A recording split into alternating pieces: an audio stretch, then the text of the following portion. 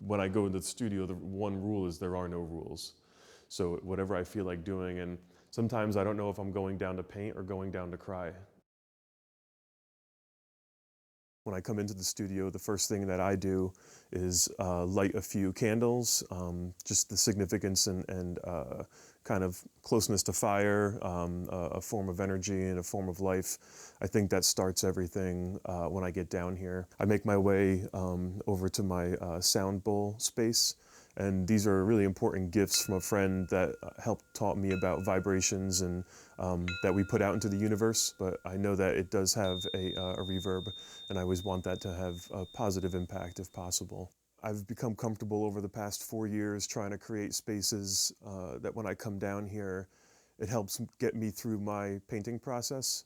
A lot of the spaces are cluttered visually, but if you look at the fine details, each one of the components contributed to projects that I've created over the years, and each thing has significance or else it wouldn't be down here. And whether it's an emotional attachment or a memory or something I need to remember that really had a big impact on me, I try and place these items very closely and woven into the walls of the studio space. So there's not only creative visuals, but there's also little pieces of me, my friends, my family, and my experience throughout the space. One of my pieces of treasure is a little handmade wooden coaster set, and it's got the title Sam's Saloon on it.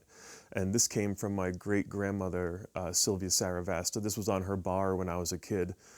She's no longer with us, but she was actually an incredible artist. I remember getting TV Guide, or she would receive the TV Guide when I was younger, and I was, for perspective, 5, maybe 4 or 5, something like that, 6. And she would participate in the competition that they would have in TV Guide to draw an exact replica of the whatever image it was that week. And it was a bulldog, a bird, a house, a doll. And I remember her sitting there as soon as she got it. She was so excited to open it up and try and match perfectly what was there. So as an artist now, I guess as far as my family's influence goes, she's probably one of the artists I remember standing out and as someone who would have some influence on me and showing me how to create as a young person.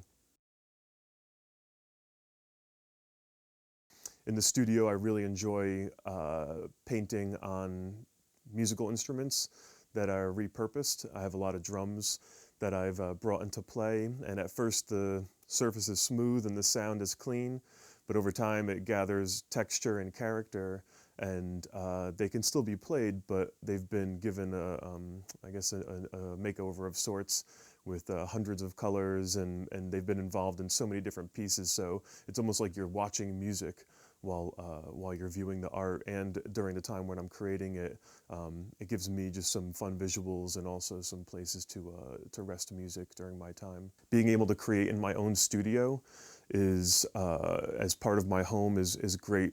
My family always comes first, and so I have a close connection to them, whether I hear them running around upstairs or, I fulfilled my time with them for the day and I'm able to come down here and kind of decompress. And there's always a surprise visit from my 9-year-old or my wife to come down and check out what I'm doing. And that's always cool too, because I think it's important that they see the art in process, because they're a big part of my inspiration and my personal creation.